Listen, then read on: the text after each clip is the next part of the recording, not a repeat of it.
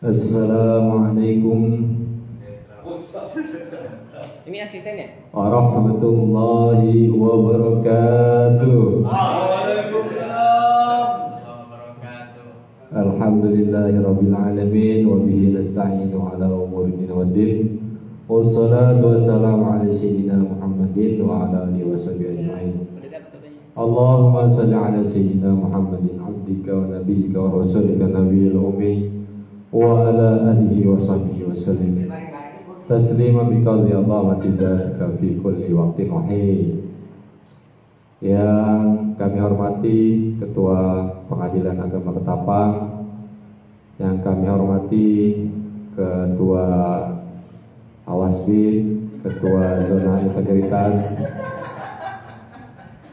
yang kami hormati Ketua PTWP, Ketua Babin Rohis, Ketua Panitera, Ketua IKHI, dan ketua dari keluarganya masing-masing. itu kepala. Oh, kepala ya. Dan ketua dan pimpinan semua dari dirinya masing-masing yang semoga dirahmati oleh Allah Subhanahu wa taala. Amin. Pada kesempatan kali ini adalah puasa yang ke-22. Jadi nanti malam itu malam 23. Alhamdulillah. Semoga tidak ada yang batal atau sengaja batal atau memang sengaja tidak puasa ya. Ada Pak, center.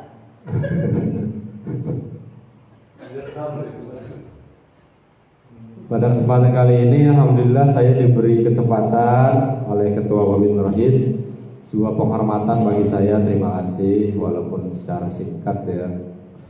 Tapi saya akan menyampaikan sepatah, dua patah, tiga patah kata dan seterusnya. Saya akan menjelaskan yang biasa para dai jelaskan, itu tentang surat Al-Baqarah ayat 183. Bismillahirrahmanirrahim.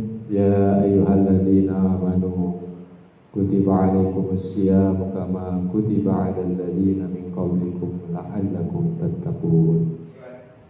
Pada kesempatan kali ini marilah kita bahas ayat yang sangat luar biasa ini, yang sering dipakai di pendakwah selama Ramadan, karena memang ayat ini yang mewajibkan untuk berpuasa.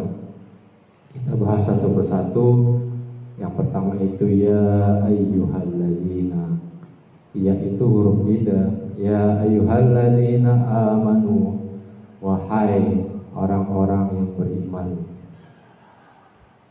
Jadi kalau para pendai atau para penceramah itu yang tidak beriman tidak hai, gitu ya. Jadi kalau para penceramah biasanya ya ayyuhalladzina amanu, wahai orang-orang yang beriman. Yang tidak beriman tidak hai. Nah, para pendai seperti bilang gitu ya. Jadi memang perintah ini untuk hanya orang-orang yang beriman. Orang yang beriman itu apa? Iman itu artinya tasdiqu bil qalbi wa iqraru bil lisan wa if'alu bil harkat. Jadi meyakini dengan hati, harus diyakini Allah betul ada, malaikat betul ada, itu harus diyakini, apalagi Rasul, kitab-kitab, hari kiamat, qadar dan qadar. Kalau kita tidak meyakini rukun yang iman itu ya iman kita kurang. Cuma minimal itu yakin. Kadang pelaksanaannya kita tidak ketahui ya. Kadang qadar dan qadar, kadang kita ada yang mengeluh, tapi yang penting kita yakin memang qadar dan qadar atau ketentuan Allah itu pasti ya. Terus wa iqraru bil lisan, diucapkan. Ikrar talak, ikrar yang diucapkan jadi dengan lisan. Jadi setiap perkara ikrar talak nggak bisa Pak, saya dalam hati aja Pak Hakim, nggak bisa. Harus diucapkan secara lisan, maksudnya ikrar bilisan. Amanu kutiba. Kutiba ini menarik dibahas karena ada beberapa skripsi, makalah bahkan hanya membahas satu lafaz ini, kutiba. Kutiba kok bisa diwajibkan? Kutiba ini kan aslinya apa? Fi'il madinya apa? Kataba yang tubuh, kitaban wa maktaban wa dzaka maktubun, katibun, uktub, maktubun la taktub. Jadi amarnya dari fi'il kataba yang tubuh, artinya kan menulis. Masdarnya kan kitab. Kok bisa jadi diwajibkan ya ayyuhalladzina amanu kutiba ala? Kenapa jadi majhul juga, itu nanti kita bahas ya. Jadi kenapa kata atau lafaz kataba menjadi wajib? Seperti halnya ada dalam kalimat bahasa Arab ini memang luar biasa ya. Ada kalimat dengan huruf ba dengan ro, itu bisa dibaca 3 bahkan lebih. Ba dengan ro kalau kita tidak tahu harokatnya itu bisa dibaca birrun, kebaikan, bisa dibaca barun, daratan, bisa dibaca burun, tepung. Padahal hurufnya cuma ba dengan ro saja. Itu luar biasa memang ayat Al-Qur'an luar biasa memang kalamullah itu ya. Terus seperti rogiba, tata bahasa Arab pun luar biasa, apalagi Al-Quran itu ya maksudnya. Rogibafi itu apa? Senang. Lawannya apa? Lawannya rogiba juga, rogiba ala, pakai huruf aja itu bisa berubah dari senang ke benci itu. Itu rogiba sama-sama targhib. Targhib itu kan kita senang adanya bulan Ramadan, itu targhib. Itu fi syahri Ramadan. Kalau targhibu ala syahri Ramadan itu jadi bisa benci, udah nggak senang lagi, itu cuma beda huruf aja. Jadi kutiba mengapa jadi diwajibkan? Kalau sebagai tafsir kutiba ini atau kata-kata ba ini kenapa kok jadi diwajibkan? Harusnya kan ditulis Pak.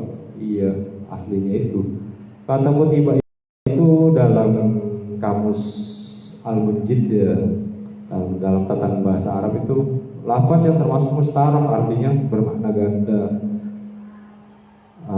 Sepengetahuan saya dan sepelajaran saya, kata kutiba dengan majhul dari kata ba itu ada 4 pengertian. Yang pertama itu furido atau fardu. Jadi kata kutiba itu artinya bukan dicatatkan, tapi sebagian besar ulama mengatakan atau sebagai ahli tafsir itu adalah furido, artinya difardukan. Tetapi kata kataba atau kata kutiba dalam majhul ini ada beberapa makna, paling sedikit itu 4. Yang pertama ada kudia atau kodok, telah ditentukan, kudia. Kemudian ja'ala dan amaro. Jadi ada 4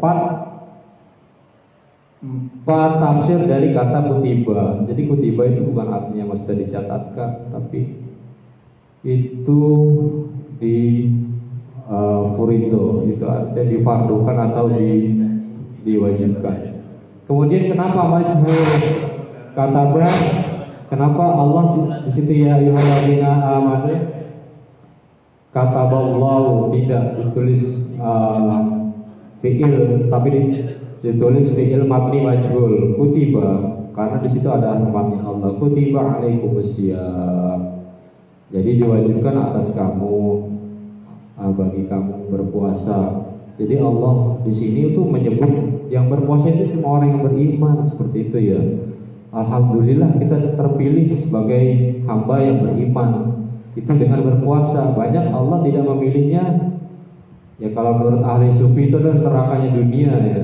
Jadi Allah tidak manusia tidak merasakan bahwasanya dia berada dalam nerakanya. Kenapa? Ya tidak dipanggil dengan orang yang beriman tadi. Jadi memang khusus puasa itu gak sembarangan. Gak ada di situ disebutkan ya ayyuhalladzina qawiyyu, hai orang-orang yang kuat. Gak ada seperti yang kuat seperti siapa?